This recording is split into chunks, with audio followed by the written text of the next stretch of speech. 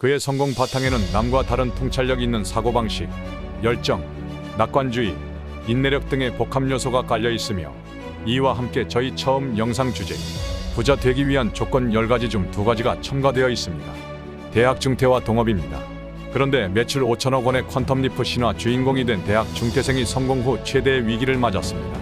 그래서 그의 성공 스토리와 함께 그가 현재 직면하고 있는 문제점은 물론 이를 헤쳐나아갈 방향, 그리고 마지막으로 저희 의견을 말씀드리고자 합니다. 자, 주목하십시오. 여러분 모두에게 많은 인사이트를 제공하는 이야기이니 집중해서 들어주시면 감사하겠습니다. 지금 출발합니다.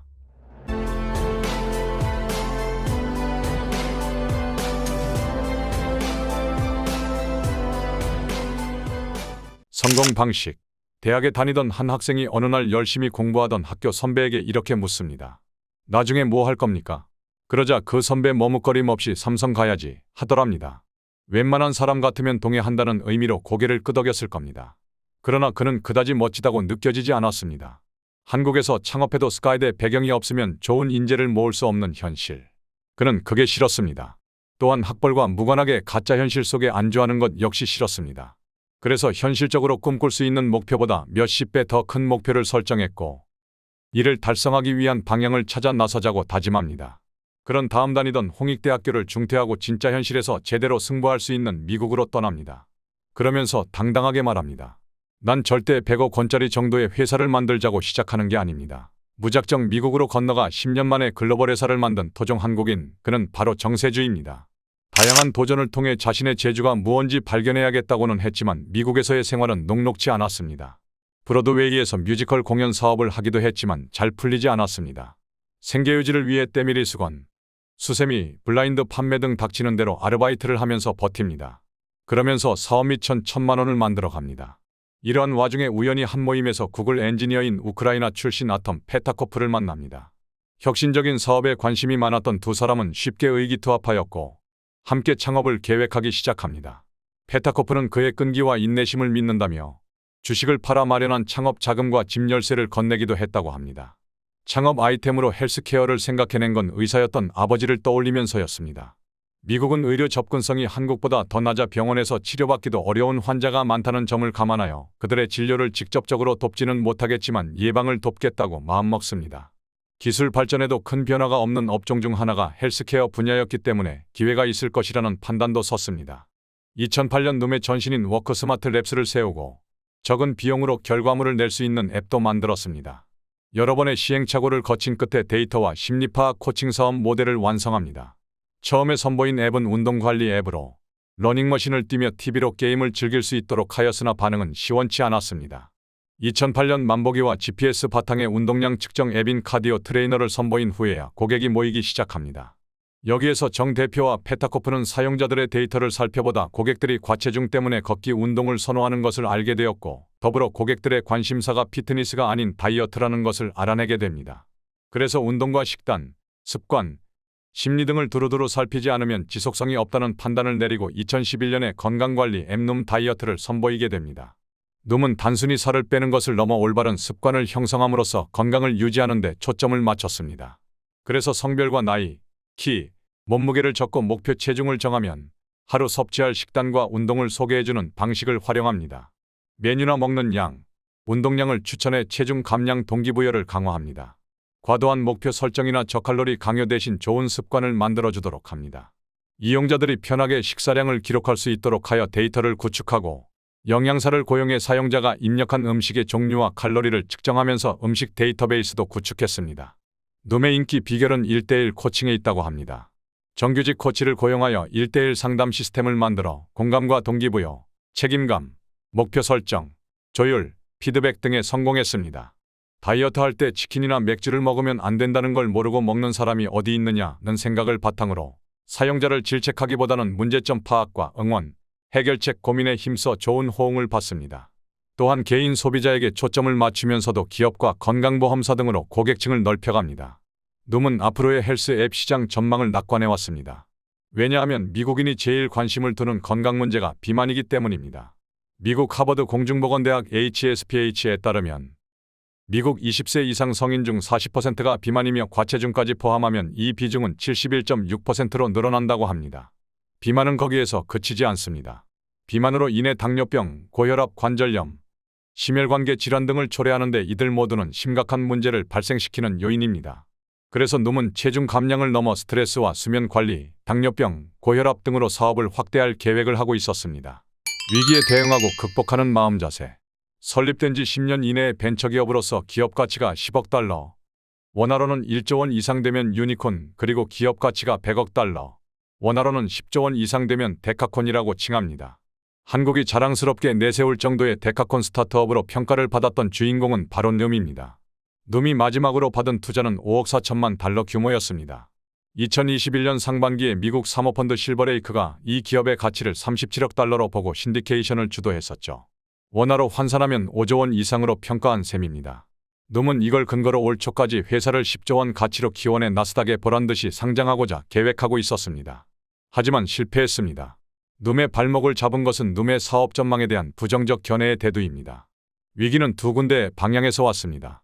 하나는 현재 이미 닥쳐와 있는 것이고 다른 하나는 머지않은 미래에 닥칠 것으로 예상되는 것입니다. 현재 닥쳐있는 위기는 약입니다. 살 빼는 약들의 난데없는 출현인데 바로 이것이 눔의 나스닥 상장을 회방 놓은 결정적인 주범이라고 할 수 있습니다. 문제는 이런 약들이 마치 홍수처럼 쏟아져 나오고 있다는 점입니다. 바이오 분야의 급성장을 감안한다면 이런 종류의 약들이 출현하지 말라는 보장은 사실 없었던 게 현실적이라고 할 수는 있습니다만 그 시기가 예기치 못하게 그리고 전혀 엉뚱한 방향에서 도래하였다는 점 때문에 허를 찔렸다고나 할까요? 대표적인 것이 덴마크의 100년 제약사인 노보노디스크가 최근에 내놓은 오젬픽과 삭센다 그리고 위고비 등 세 가지입니다. 이들은 비만 치료 시장의 게임 체인저가 되었습니다. 이 약들은 당초에 체내의 인슐린 대사의 작용에 당뇨를 잡는 목적으로 출시된 것이었습니다. 그런데 이 약을 맞았던 사람들에게 살 빠지는 효과가 탁월하다는 사실이 알려지면서 졸지에 살 빼는 약으로 각광을 받게 된 것입니다. 일론 머스크와 클로이 카다시안 등 유명인들이 이걸로 살을 뺐다고 해서 더 크게 알려지게 되었습니다. 힘들게 운동하지 않고도 주사 한 방으로 손쉽게 살을 뺄 수 있으니 다이어트 코치 같은 게 필요 없게 되어버린 거죠. 물론 눔은 비만을 국가과제로 선정한 조 바이든 행정부로부터 국책 프로젝트를 따내 사업을 하고 있습니다. 하지만 살 빼는 약이라는 새로운 스타일의 강자가 등장함으로써 당장 어떻게든 대응해보기가 쉽지 않은 상황에 처하게 된 것이죠. 어떤 측면에서는 속수무책이라고까지 평하기도 합니다. 왜냐하면 모든 사람의 심리가 그러하듯 비만인들 대부분은 쉽고 빠른 길을 택하려는 게 인지상정이거든요. 이 살 빼는 약은 우습게도 눔에게만 영향을 미치고 있는 건 아닙니다. 비만약이 소비자들의 식생활 패턴을 바꾼 탓에 미국의 상징인 코카콜라 주가마저 빠지고 있다는 겁니다. 오레오 쿠키를 만드는 크래프트 푸즈도 하락세를 보이고 있습니다. 그 누가 비만 주사를 맞고서 예전과 같이 자연스럽게 콜라와 쿠키를 먹는 이율배반적 행태를 떠올릴 수 있을까요? 다만 긍정적인 한 가지, 최근에 한 연구 결과가 눔에게 탈출구로의 빛을 던지고 있다는 게 매우 희망적입니다. 2023년 10월 캐나다 브리티시 컬럼비아대 마야르 에트미넌 교수와 모이트 소디 연구원이 의학저널 미국의학협회지에서 비만 치료제로 인기를 끌고 있는 오젬픽, 위고비, 삭센다 등이 췌장염과 장폐색 그리고 위무력증 등 심각한 위장질환 위험을 크게 높인다는 내용을 발표한 것입니다. 이 연구 결과가 현 상황에 얼마만큼의 긍정적인 영향을 미칠 것인지는 당장 정확히 예측할 수 없겠으나 추가적인 연구가 비만 약들의 부정적인 측면을 계속 부각시킨다면 역지사지의 효과도 기대해 볼 수 있을 것입니다. 다음은 머지않은 미래에 닥칠 위기입니다. 콕 집어 위기다라고 단언하기 쉽지 않은 점이 있기는 하지만요. MS의 빌 게이츠는 최근 발표한 자료에서 5년 안에 AI가 우리의 삶을 완전히 바꿀 것이라며 미리 대비해야 된다고까지 말합니다. 여기에서 그는 5년 내에 개인들은 완벽한 AI 비서를 갖게 될 것이라고 예측합니다. 이것이 가져오는 가장 큰 변화 중 하나는 스마트폰으로 사용하는 앱이라든가 PC에서 사용하는 프로그램 방식이 완전히 달라진다는 점입니다. 그러면서 서비스 비용을 대폭 낮추게 됩니다. 변혁의 분야는 다양하지만 눔과 직결되는 분야인 의료 서비스 역시 마찬가지라는 거죠. AI를 통한 원격 진료 등으로 지금보다 훨씬 저렴하게 의료 서비스를 받을 수 있게 된다는 것입니다. 이런 측면에서 앱을 통한 서비스를 제공하는 눔은 엄청난 도전을 받게 되고 이에 대비한 경쟁력 강화 방안이 필요하게 된다는 거죠.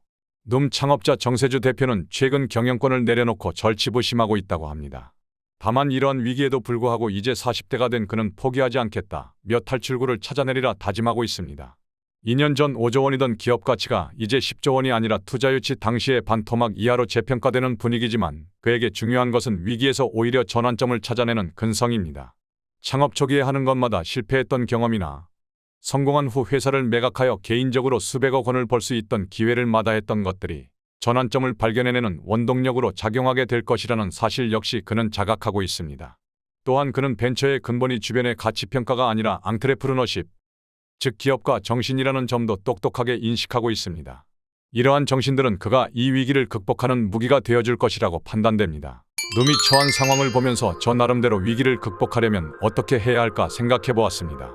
선결과제는 비만약이 가지고 있는 부정적 약효를 예의주시하고 이를 활용하는 것이 아닐까 합니다. 무조건 이의 부정적인 측면을 부각시키는 것이 아니라 약의 부정적 요소를 눔에게 긍정적으로 활용하는 방향입니다. 즉 강력한 경쟁자인 살 빼는 약과의 상호보조 역할을 모색해보는 겁니다. 눔은 나름대로 많은 장점을 가지고 있습니다. 그러므로 눔의 이런 장점과 약의 부정적인 측면을 도리어 긍정적으로 결합하여 시너지 효과를 내는 방향으로 나가보는 거지요. 여기에는 실패를 계속하면서도 그 경험을 한 발 전진하는 역동성으로 활용했던 것이 교훈이 되리라 생각합니다. 그리고 앞날을 대비한다는 뜻에서 AI를 접목시켜 좀 더 혁신적인 기능의 개발도 염두에 두어야 하지 않을까 합니다.